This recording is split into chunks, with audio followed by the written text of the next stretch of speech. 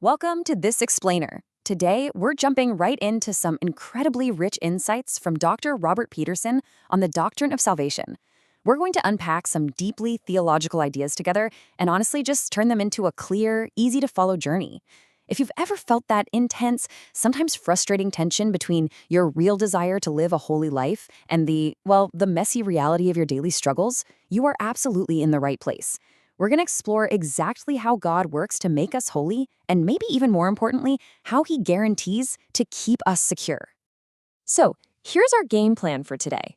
We'll kick things off with the sanctification struggle, look at how the Trinity is involved, and map out the three distinct tenses of sanctification. After that, we'll navigate the everyday tensions, contrast preservation with perseverance, and wrap it all up with our ultimate security. Let's dive right in. Section 1. The Sanctification Struggle. Grace collides with sin. Okay, we have to start by validating a completely universal experience for believers. If God has definitively saved us, why is the Christian life so hard? Seriously, why do our lives still involve so many spiritual battles? Why is there still bondage? We all experience these incredible mountaintop highs of spiritual victory only to face the crushing lows of repeated failure. It's frustrating, right? In the Christian life, grace is literally colliding with sin, creating a battlefield right in our everyday lives.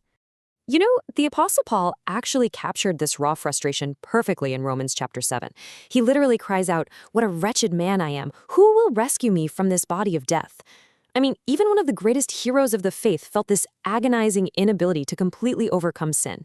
It perfectly backs up Martin Luther's famous saying, one you really should know by heart: "A Christian is simultaneously righteous and a sinner." In Christ, a holy God justifies us. But in ourselves, we still deal with jealousy, pride, and inconsistency every single day. So, to untangle this struggle, we really need to define our terms. The theological word for this ongoing, dynamic solution to our daily failures is sanctification. And here's the key. It's not just about gritting your teeth and trying harder.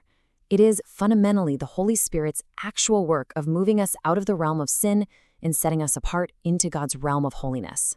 Moving on to Section 2, the Trinity's work, a divine partnership. Now, spiritual growth is absolutely not a solo endeavor. It actually involves the entire Godhead. This should be a massive point of encouragement for us. You aren't doing this alone. The Father, the Son, and the Spirit each play highly specific roles in making us holy. The Father treats us as true children, lovingly disciplining us so we can share in his holiness, just like Hebrews 12 points out. The Son loved the church and gave himself to completely cleanse her, presenting her without a single blemish, according to Ephesians 5. And the Holy Spirit, he's the prime mover, actively setting believers apart from sin. The whole Trinity is literally invested in your holiness. Dr. Peterson uses a brilliant analogy to explain this dynamic. Think of this process kind of like a baseball team, where God is the manager. Make no mistake, we are on the team. We have to hustle, we have to play hard, and we have to obey. We're explicitly commanded to work out our salvation with fear and trembling. But we do all of that knowing the manager is the one providing the ultimate energy, the incentive, and the direction to actually win the game. Which brings us to Section 3, Sanctification's three tenses, mapping the journey. What's really fascinating here is that we can map out sanctification across our entire journey through time. We usually just think of sanctification in the present tense, But it's so much bigger than that. It's actually a guaranteed progression. In the past, we have initial or definitive sanctification. The Spirit moved you once and for all into holiness. You are definitively a saint right now. The present is progressive sanctification. That's the daily, sometimes exhausting grind of putting off old sinful habits and putting on godly ones. But then, look at the future. This is final or entire sanctification. At Christ's return, you will be confirmed in perfect holiness. And right there is where we find incredible hope for struggling Christians. 1 Thessalonians tells us, "The God of peace himself will sanctify you completely. He who called you is faithful. He will do it." Just think about that for a second. Can you imagine literally never having another sinful thought? Never letting another snarky or hurtful word slip out? It's kind of hard to wrap our heads around right now, but God promises that he will eventually make us entirely, perfectly holy. All right, Section 4, navigating the tensions, victory and defeat. Because we're living in the messy present of that timeline we just talked about, we have to face the paradoxes of the Christian life head on. We're suspended right between what we already are in Christ and what we aren't quite yet in practice. So rather than giving into despair when we fail or getting puffed up with pride when we succeed, there are practical, everyday steps to rely on the Holy Spirit's power. There's no magic wand here. We have to honestly admit our weakness. We desperately need the corporate church, our brothers and sisters, to watch our backs. We need daily time in the Word. We need prayer. And we need to serve others. That is how we actively rely on God's enabling grace for the journey. That leads us nicely into Section 5, Preservation versus Perseverance, the ultimate safety net. Now, all this talk of struggle brings up a really nagging anxiety for a lot of believers. What if I fail completely? What if my struggles eventually overcome me? Well, let's look at the interplay of preservation and perseverance. A lot of folks use the term eternal security, which honestly sounds a little passive, almost like money just sitting untouched in a vault. But this is a dynamic relationship. Preservation is God's active, constant work of keeping his people saved.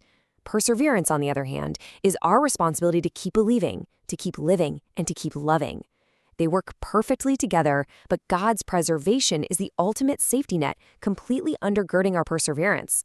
To round out our theological vocabulary here, we have to talk about apostasy. Apostasy is falling away. It's abandoning a faith that was previously professed. And that contrasts sharply with assurance. Assurance is that wonderful, present confidence we get right now from knowing God preserves us for final salvation.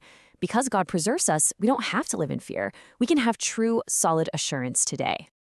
Finally, Section 6, the ultimate security sealed by God. Let's look exactly at how God guarantees this preservation. Just like the whole Trinity is involved in our sanctification, the entire Godhead is involved in keeping us perfectly secure. It's beautiful how systematically they work, so you are never lost. In John 6, Jesus explains it is the Father's specific will to lose none of those given to the Son. The Father holds believers in a hand so powerful, absolutely no one can snatch them out. The Son gives us eternal life and actively prays for our ultimate protection. And the Holy Spirit? He functions as God's permanent, unbreakable seal upon us. What is really cool here is Paul's already not yet theology. The Father seals us with the Holy Spirit. Already, right now, the Spirit marks us as God's very own property. But the Spirit is also described as an earnest or a down payment. It's a guarantee pointing toward the future day of our final redemption when we'll experience our salvation in its complete resurrected fullness. So the crucial point I want you to take away from this explainer is this. Despite our daily failures, despite the frustrations, and that fierce collision between grace and sin in our everyday lives, God has not left our final destination up to chance. He has literally given us the Holy Spirit as a divine down payment on our ultimate security. As we wrap up, I want to leave you with this final thought to chew on as you navigate the messy tensions of your own spiritual walk. You are definitively a saint, you are progressively growing, and you will eventually be perfect. Knowing that the Father, the Son, and the Holy Spirit are actively working together to preserve you, will you rest today in the ultimate guarantee of your final holiness? Thanks for exploring this with us, and keep seeking that daily grace for the journey.